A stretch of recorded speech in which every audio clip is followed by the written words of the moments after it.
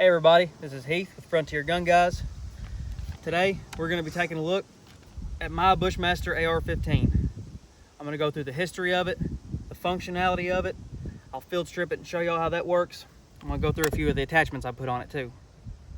Now I'll go ahead and say right now in the times we live in is the best time to go and find one of these. It doesn't matter if it's a Bushmaster or whatever you can find, get one, because we're living in tumultuous times with the election going on.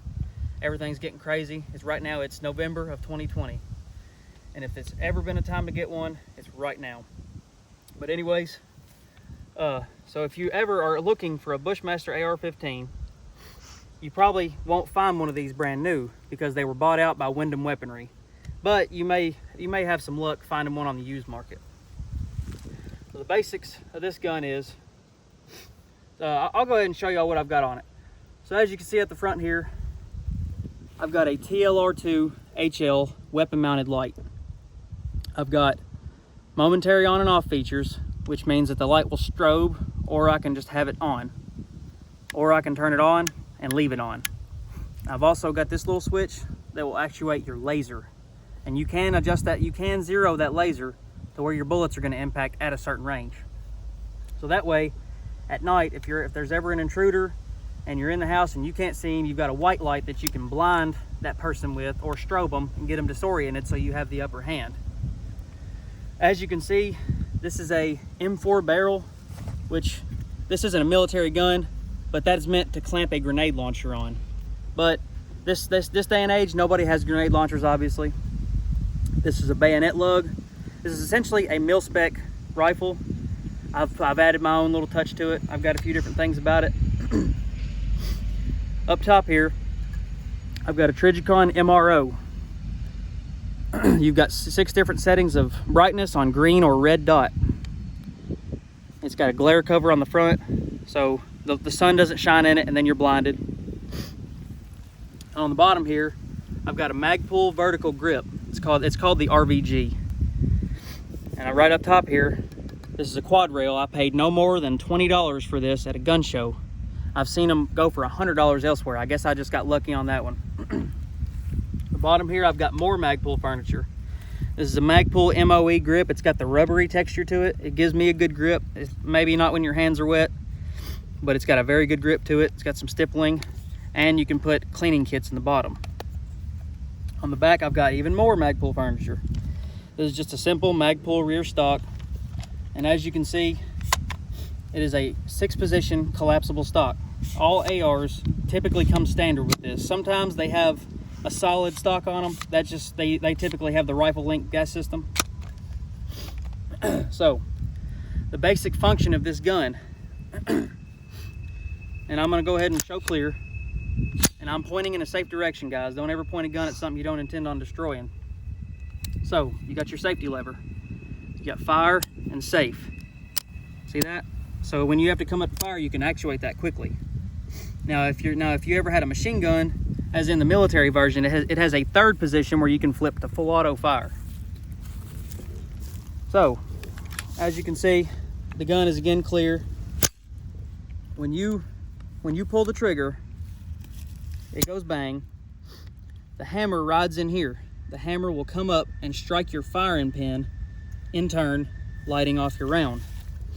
So the round, the projectile that is, travels down the barrel, goes further, further, further. The round will just keep going. But there's a gas tube here, and it's nice and shiny. I don't know if the camera will pick it up. There's a gas tube where it vents off gas from behind that round, travels up this tube, and it pushes on a cup up here on top of the bolt. And what that does is it cycles your next round. It pushes the bolt back so you can get your next round in the chamber. This is a modern sporting rifle. It's not a weapon of war. Don't listen to what the media says about them, because they're not machine guns. They're not specifically meant for the military. They're meant for everybody. You see here, this is a dust cover. And as you can see, you can close it anytime you want. So say you're out in a dusty or a muddy environment, you can close it up. And when you shoot your first round and the bolt goes back like I was just showing, it pops open so that your brass can eject. So what I like to do typically is if I have this loaded and ready to go, I always go ahead and just close that, because that prevents any dirt and grime from getting inside the gun. Now, what we're going to be doing here in a minute is I'm going to show y'all how it shoots. We've got a pretty good selection of mags on the table. Got some Lancer mags. As you can see, they got a smoke finish to them, but they've also got steel feed lips, so over time, if it were plastic, it would end up expanding and it wouldn't work well. It would go bad on you in a fight. You don't want that. Got a couple P mags. Got one with the window. Got a couple of Colt 20 round mags, and those are original. These are probably worth a good chunk of money. Going to be shooting a mixture of some M193 ball from Federal.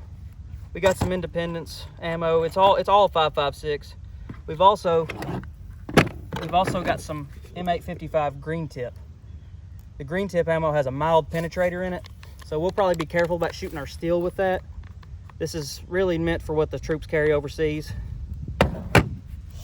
We've got a pretty good selection of ammo here. These are 308 rounds. These are some somewhat knockoff China Sport 223 ammo, which brings me to another point. Whenever you get an AR, you want to look at the gun and make sure that it says Cal Multi or 223 Wild, because what that means is it can take 223 or 5.56. Now 5.56 it's no different than 223, aside from the pressures are just a bit higher because it is a military round.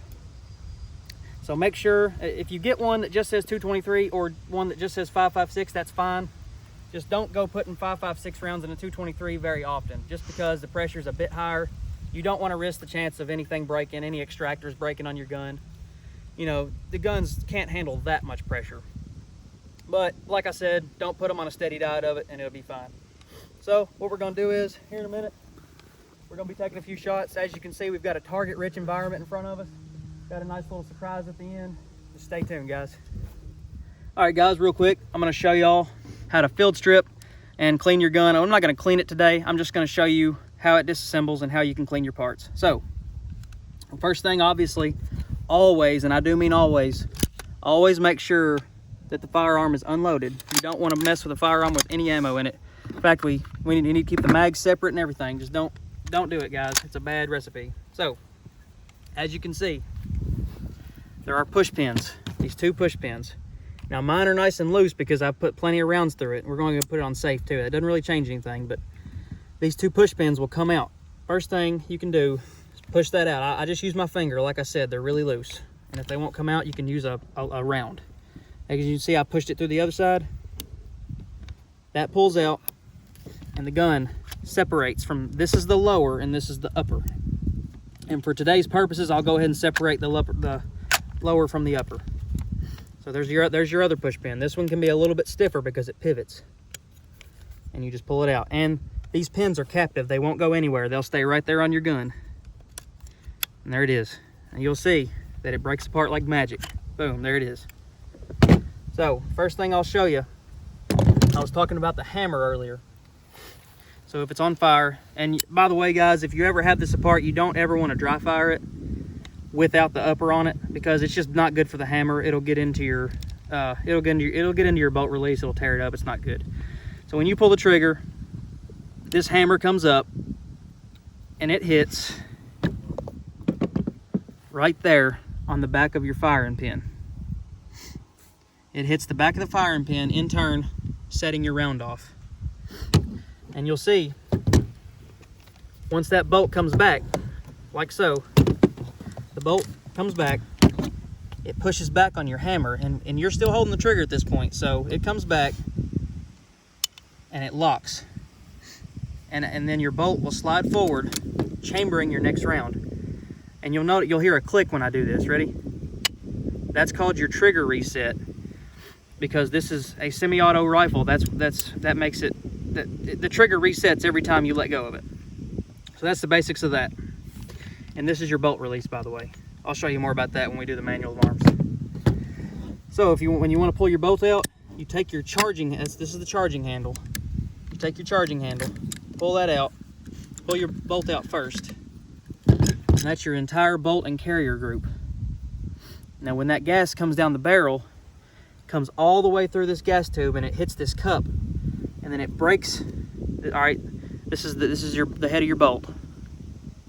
This is an extractor. That is an ejector. The extractor pulls the round out, and the ejector lobs it out the side. When the gas hits that, it pushes that back, breaks the bolt loose. The bolt moves backwards, chambers your round. Pretty simple. And then your charging handle comes out as well. It's a pretty simple gun to maintain. As you can see, you just got to get up in the inside, get some break-free powder blast in there, whatever you got. It doesn't matter.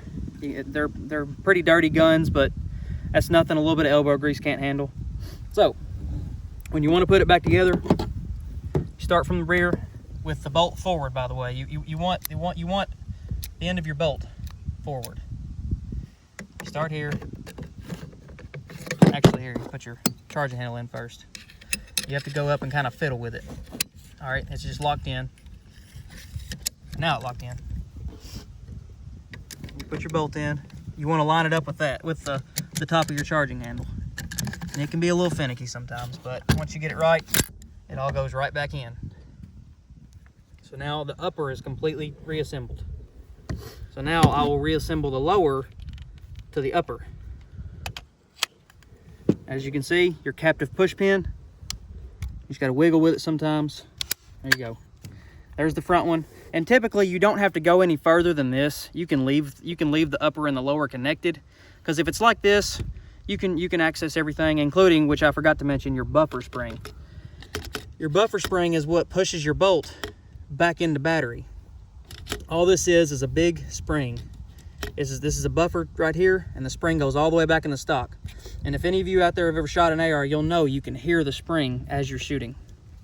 So close it back up together, push your captive pin back in, boom, you're done. And that is the basic field stripping of an AR-15. All right, guys, I'm gonna show y'all a little bit of shooting with it. I'm gonna go through the basic manual of arms of the AR-15, Bushmaster AR-15, that is. All right, first I'm gonna put my ears on real quick. Always use your eyes and ear protection, guys. Very important. Save your hearing and save your eyes. I've got some PPU 55 grain 5.56 in my Lancer mag. I like these because you can see your round count, and they've got steel feed lips, so they'll last forever. All right. So if you come over here, you'll see. You put your mag in. Make sure it's in all the way. Keep it pointed down range. Safety on, by the way. Keep it to your shoulder. Pull this back all the way and let go. So now I have a round in the chamber, and I've got 29 more rounds in the mag. So let's see. I'm gonna take a few shots at these 2 liters up close real quick. I'll hit that code red back there. Nice. See, I'll take a shot at this Chris. Still target at 50 yards. Knocked it over. Couple of Mountain Dews. Ooh, got him. Pumpkin on the left. Let's see. Well, I'm gonna send a few his way.